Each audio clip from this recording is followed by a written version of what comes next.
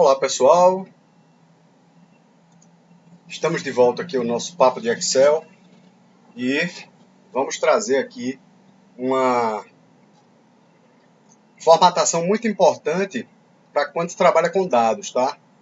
Então, quando nós trabalhamos com dados, um dos pontos mais importantes é a gente definir qual tipo de variável, tá? Variável aqui para o Excel é uma coluna. Então aqui quais são as variáveis que ele trabalha: idade, sexo, cidade, data de matrícula e pagamento. Então, bom, importante entender esses tipos, né, de número. Quando o Excel não entende o que é exatamente, ele coloca aqui, geral. Tá?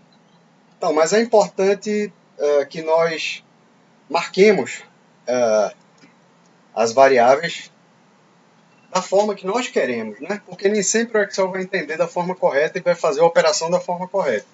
Tá? Então, para que o Excel faça as operações de modo correto, principalmente na parte estatística, é importante que nós tenhamos a condição de definir corretamente quais são ali os tipos de números ou texto que nós estamos trabalhando. Tá? Eu vou só dar uma ajustada aqui, colocar um tom de cinza um pouco mais escuro. Não, vou colocar um azul mais claro. Pronto. Para destacar as variáveis, tá? Então vamos lá. Idade. Ora, idade é número, né?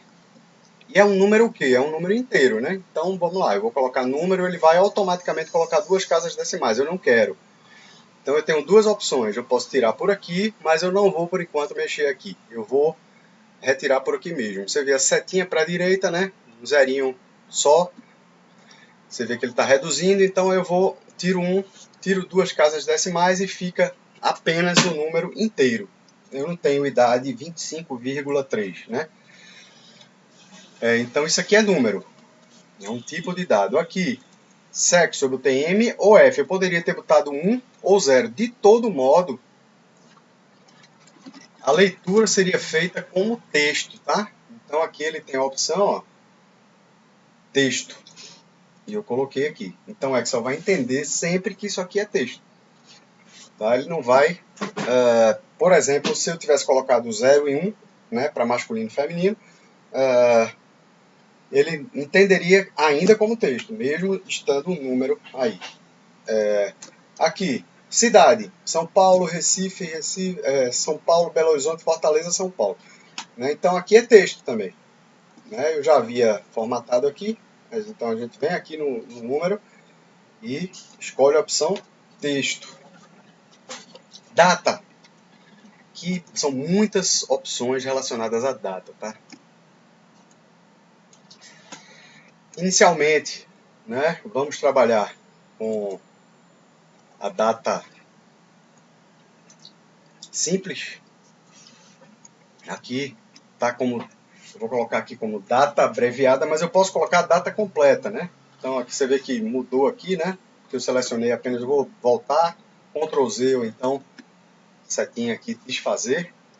Vou marcar tudo e vou colocar aqui, ó, data completa.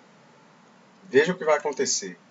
Né? Aqui, ó, toda vez que ficar dessa forma, você clica aqui na linha da demarcatória da coluna duas vezes e ele já vai ajustar automaticamente ao tamanho do conteúdo. Então, observe, né, que ele colocou a data completa da matrícula. Ora, mas ficou muito extenso, não me interessa isso. Então, o que é que eu vou fazer aqui? Marco mais uma vez e vou colocar a opção data abreviada.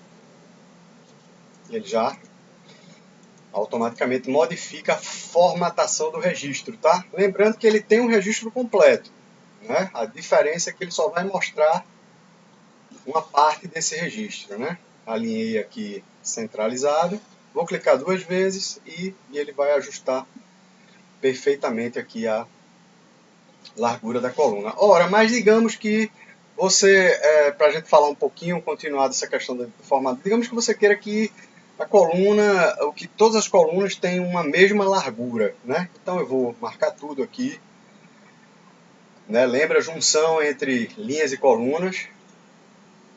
Eu vou clicar botão direito, vou colocar aqui largura da coluna e vou colocar aqui uma largura 10 para todas. E veja o que vai acontecer.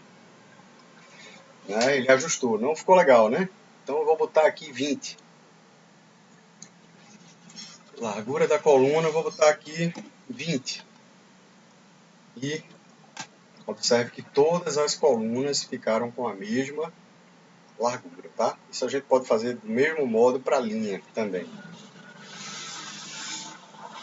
Ok? Então, sobre os tipos de número. Ora, os tipos de número, tem alguns números aqui que nós não vimos, né? Sim, na coluna de pagamento, né? O quanto foi pago já em relação ao valor total do curso, né? Aqui está em percentual. Digamos que eu coloque número, veja o que vai acontecer. Ele vai apresentar em formato numérico, né? Ah, não, mas percentual eu compreendo mais facilmente, né? Ao invés de 0,10, 10%. Então, eu marco, sempre qualquer alteração que a gente venha fazer, é necessário marcar, e eu vou colocar aqui em percentual. Tem um detalhe importante. Digamos que você tenha colocado aqui em formato numérico e que você tenha colocado 10, tá? Quando você for colocar para percentual, veja o que vai acontecer.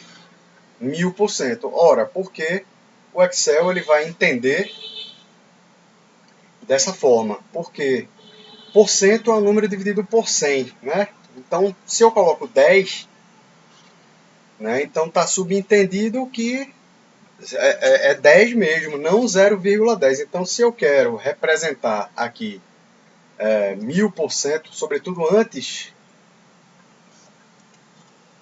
de transformar em percentual, se eu quero transformar para percentual, eu tenho que ter colocado o percentual em valor numérico correto, né? 0,1, 0,10, 0,30, 0,30, 0,50.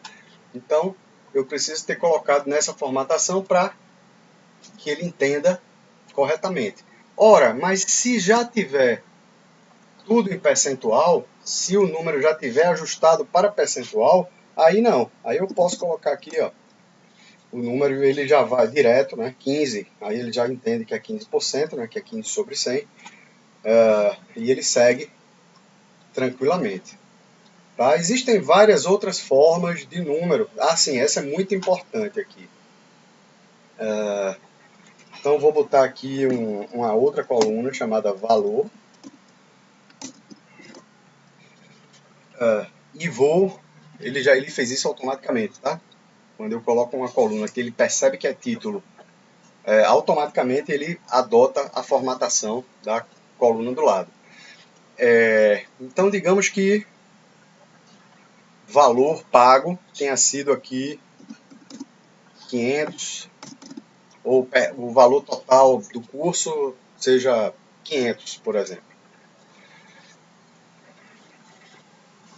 Vou colocar um número só. Então, aí eu vou botar aqui, ó, valor recebido. Então, aqui a gente mescla novamente, porque ele já pega a formatação, né? Lembra da aula sobre mesclar, por isso que eu estou passando rápido. E aqui eu vou colocar em formato moeda, né? Ou em formato contábil, né? Então ele entende da mesma forma aqui, formato moeda. A diferença é que formato contábil me permite que eu vá para outras moedas, né? Padrão. Então pode ser útil. Né? Então aqui você vê que o R cifrão ficou colado com o número, né? Quando eu coloquei moeda. Quando eu coloquei contábil, o R cifrão ele ficou mais distante. Eu vou colocar moeda que eu achei mais bonitinho aqui. Eu quero que todas as outras adotem a mesma formatação. Lembra da nossa aula, né? Primeira aula aí, pincel de formatação, marco o que eu quero e ele automaticamente já coloca a formatação moeda para todas as células que eu marquei. Valor recebido, né? Então aqui é bom que já dá uma introduçãozinha às fórmulas, às operações, aos operadores. Então aqui, igual, sempre que eu for chamar uma fórmula no Excel, eu preciso colocar igual. Senão ele vai entender que é texto. Igual, o que é que eu quero, né? Eu quero 15% vezes, asterisco, que é vezes, 500. Então 15% de 500 é o que foi recebido efetivamente. O restante ainda falta pagar. Ok? Então foi recebido 75. Ora, como é que eu faço para não ter que escrever essa fórmula todas as vezes? Aqui tem uma dica interessante. Se você puxar aqui, ó, se você puxar, ele vai repetir a fórmula para as linhas abaixo, tá? E se eu achar que puxar é muito cansativo, então eu quero uma forma mais rápida de fazer isso. Então, ó, mudou o cursor, eu estou aqui ó, com o cursor, você vê que ele modificou, ele está aqui, formou uma cruzinha. O que é que eu faço agora? Clico 2 vezes e a mágica acontece, né? O Excel ele automaticamente ele já joga até o limite em que essa fórmula faz sentido ser usada. Então é muito legal, né, a utilização desses atalhos dentro do Excel. Ok, bom, tem algumas outras possibilidades aqui. Falei de data, né? Formato hora, tá? Também não é muito usual, tá? Mas digamos que você queira colocar a hora, né? O horário do pagamento, né? Então vamos lá, a gente coloca formato hora, né? E vai dizer que foi às 12 horas. 35 minutos e 42 segundos. Né? Nessa hora foi realizado o pagamento. Né? Então ele vai entender esse formato, né? 2 pontos e... Ok? Se eu quiser repetir o formato, eu venho para cá. Se eu quiser... Todo mundo fez o pagamento na mesma hora, foi online o processo. Tá? Tem uma coisa interessante aqui. As opções de preenchimento automático. Aqui eu coloquei preencher série, ou seja, ele foi botando 1 hora para frente para cada um. Né? Se eu quiser preencher apenas formatação, eu clico aqui e ele vai colocar apenas o formato de hora. Se eu quiser preencher só o valor sem formatação, aqui eu clico e ele vai preencher só a mesma hora de cima sem preencher a formatação. E preenchimento relâmpago é para que eu possa, ao clicar nessa caixinha, ele automaticamente fazer o preenchimento. No caso, eu quero apenas aqui copiar a célula. Então, o que é que ele fez? Ele pegou o mesmo valor, porque afinal de contas foi todos fizeram o pagamento na mesma hora, né? É isso. Bom, com isso nós encerramos, né? Aqui eu não vou falar de nem de fração e nem do formato científico, tá? Porque são formatos pouquíssimo utilizados. Em outro momento podemos tirar uma dúvida, né? Porque a notação científica é uma forma de número em que você tem os números a partir de frações de 10, né? Ou a partir de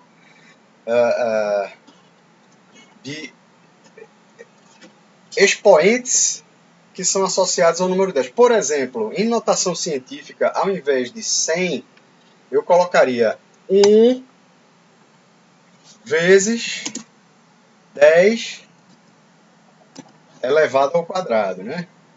Então seria 1 vezes 10 ao quadrado, né? Então seria a representação do número 100. Isso, em notação científica, a gente utiliza quando os números... Deixa eu colocar aqui 1 milhão, por exemplo. Aí, em notação científica, veja o que é que ele vai fazer. Tá vendo? 1 vezes 10 elevado à sexta, né? Não é uma forma muito... Isso é muito utilizado quando a gente está fazendo trabalhos na área de física, da matemática, que, né, em que se trabalham com números muito grandes, né? Então, nesse caso, faz sentido você trabalhar com notação científica, né? Entretanto, no dia a dia, né, no mundo usual, né, não é normal e é pouco compreensível esse tipo de notação. Então, tá visto, né, vocês sabem entender o que é. E fração, então, por exemplo, 123, se eu tirar aqui e colocar novamente como número, 123, né, se eu quiser que ele coloque como fração, 123 eu não coloquei nenhuma... Vamos colocar um número quebrado aqui, né, 123,15. Então, o que é que ele fez? Ele fez 123 inteiros e 1/7. Né? Então, é uma outra forma de representação numérica, mas que não, que é pouquíssimo utilizado. Então, por isso que eu não vou dar uma atenção muito significativa para isso, tá? Porque, afinal de contas, o nosso foco aqui é mais negócios do que matemática, né? Pura, né? Ou estatística, tá? Ou física. Então é isso. Encerramos aqui o menu número e vamos, na próxima aula, tratar das formatações condicionais, né? Dos estilos, tá? Uma aula extremamente importante. Tchau, tchau, pessoal. Até logo. Grande abraço para vocês.